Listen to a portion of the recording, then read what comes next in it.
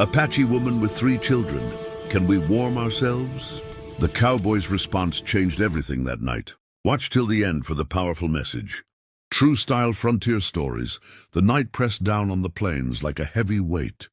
Silent and merciless, the wind cut through the darkness, slipping through the cracks of a small wooden cabin that stood alone, miles from anywhere. Inside, a cowboy fed the fire one last log and pulled his coat tighter around his shoulders. Winter had come early that year, and out here, cold wasn't just uncomfortable, it was deadly. He had learned that lesson long ago, and it had left scars deeper than the ones on his hands. Just as he turned to lock the door for the night, a sound stopped him cold. A knock, soft at first, almost swallowed by the wind. Then another, firmer this time. No one came out this far after sunset unless they were desperate or dangerous. His hand hovered near the rifle by the wall as he slowly opened the door. Standing in the weak glow of firelight was an Apache woman. Her dark hair was tangled and dusted with snow, her face drawn with exhaustion. 3 small children stood close behind her, pressed together for warmth, their thin blankets barely holding back the freezing air. The youngest could not have been more than 4, his hands red and trembling. The woman met the cowboy's eyes, not with anger or fear, but with something far worse, quiet desperation. "Can we warm ourselves?" she asked, her voice barely louder than the wind. The words struck him harder than any threat could have. He had heard pleas before, but never one so simple, so human. His eyes dropped to the children. They were shivering uncontrollably, lips turning blue, breaths shallow and fast. For a moment, the world seemed to hold its breath, waiting for his answer. Letting them in could bring trouble. Apache families were being hunted, blamed, driven from place to place. Anyone helping them risked becoming a target. He knew that. Every instinct told him to shut the door, to protect himself, to survive another night alone. But the cold didn't care about fear or politics. It only cared about time. The woman tightened her grip on the children, bracing herself for rejection. The cowboy felt something shift inside him, something he thought had frozen long ago. Without a word, he stepped back from the doorway. The firelight spilled out into the darkness, wrapping the children in its glow. "Come in," he said quietly. In that moment, he didn't know it yet, but the choice he made would echo far beyond that night, changing lives in ways none of them could imagine. The fire snapped and crackled as the cabin door closed behind them, sealing out the screaming wind. Warmth slowly filled the small room, and for the first time in days, the children stopped shivering. They stood frozen at first, unsure if the safety was real or something that might vanish if they moved too quickly. The cowboy watched as the oldest child carefully stepped closer to the fire, holding his little sister's hand, as if afraid the flames might disappear. The Apache woman said nothing. She stayed near the door, her back straight, eyes constantly moving, measuring every sound and shadow. Years of survival had taught her not to relax, not even for warmth. The cowboy noticed how she positioned herself between him and the children, ready to shield them if she had to. He poured water into a tin cup and offered it to her. After a moment's hesitation, she took it with both hands, nodding once in silent thanks. As the children warmed, their faces gained color. The youngest sighed softly and leaned against his mother's leg, finally letting exhaustion pull him towards sleep. The cowboy felt a tightness in his chest he hadn't expected. He turned away and added another log to the fire, pretending to focus on the flames. Then a sound cut through the quiet, faint but unmistakable, a horse. Somewhere beyond the cabin, a low neigh drifted through the night air. The Apache woman stiffened instantly. Her eyes widened, and fear flashed across her face like lightning. She rushed to the children, pulling them close, her voice dropping to a frantic whisper. "They are close," she said. "If they find us, they will take my sons, or kill us all." The cowboy's hand moved slowly toward his rifle. He had heard rumors of patrols and bounty hunters roaming these lands, tracking anyone they decided didn't belong. He stepped toward the window and peered through the frost-coated glass. The moonlight revealed faint shapes in the distance, shadows shifting where no shadows should be. Inside, the children sensed the tension and huddled together. The oldest looked up at the cowboy, eyes wide, searching his face for answers. For a moment, the cowboy felt the weight of the decision he had made. Letting them in had been the easy part. Protecting them would be something else entirely. He closed the window and turned back to the woman. "Stay by the fire," he said quietly. "No matter what you hear."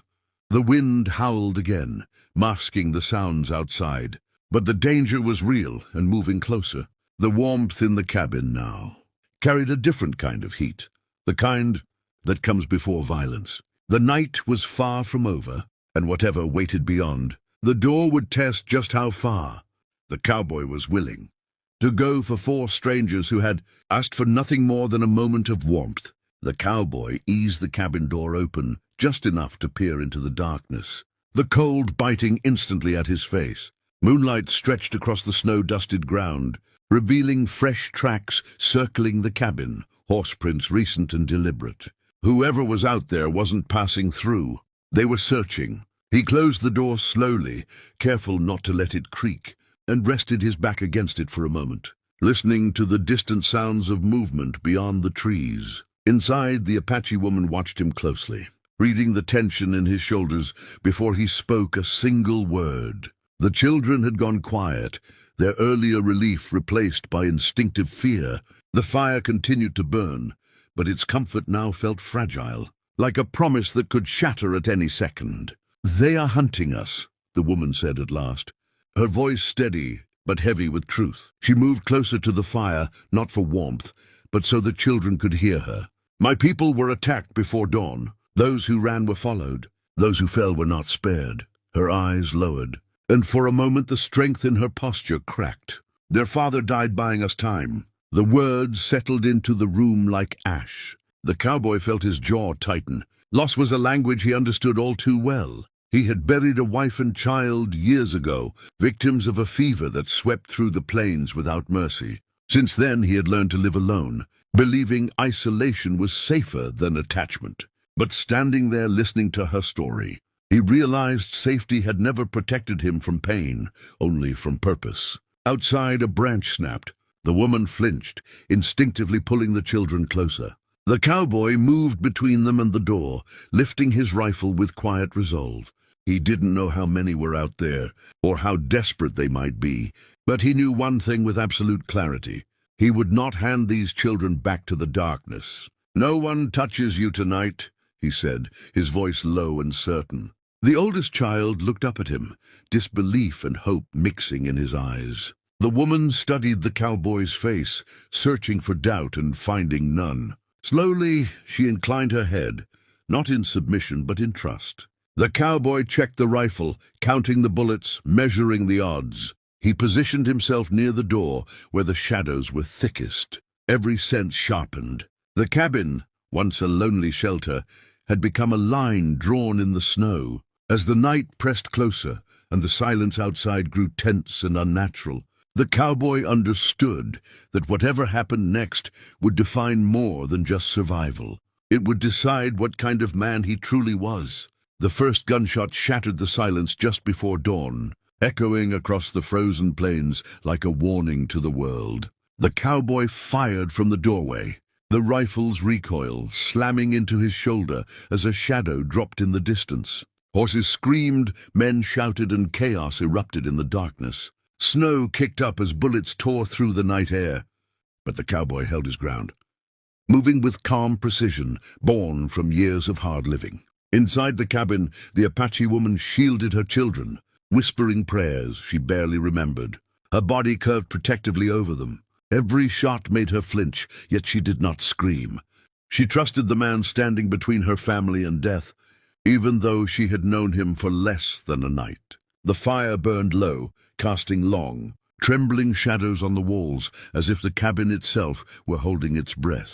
The attackers did not expect resistance. They had come looking for fear and weakness, not a man willing to fight for people who were not his own. When a second shot rang out, closer this time, the cowboy stepped forward without hesitation. His boots crunched in the snow as he forced the threat farther from the cabin, using the darkness and terrain to his advantage. Minutes felt like hours, every breath a gamble, every movement a choice between life and loss.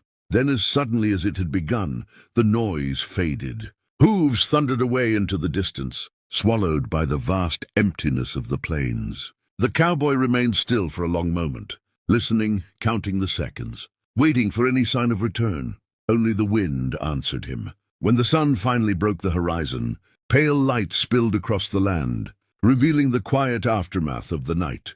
The danger had passed. Slowly, he lowered his rifle and turned back toward the cabin. Inside, the Apache woman looked up, disbelief written across her face as she realized they were still alive. She stepped outside, the morning light warming her skin, and drew a long, shaky breath. "You did not have to do this," she said softly.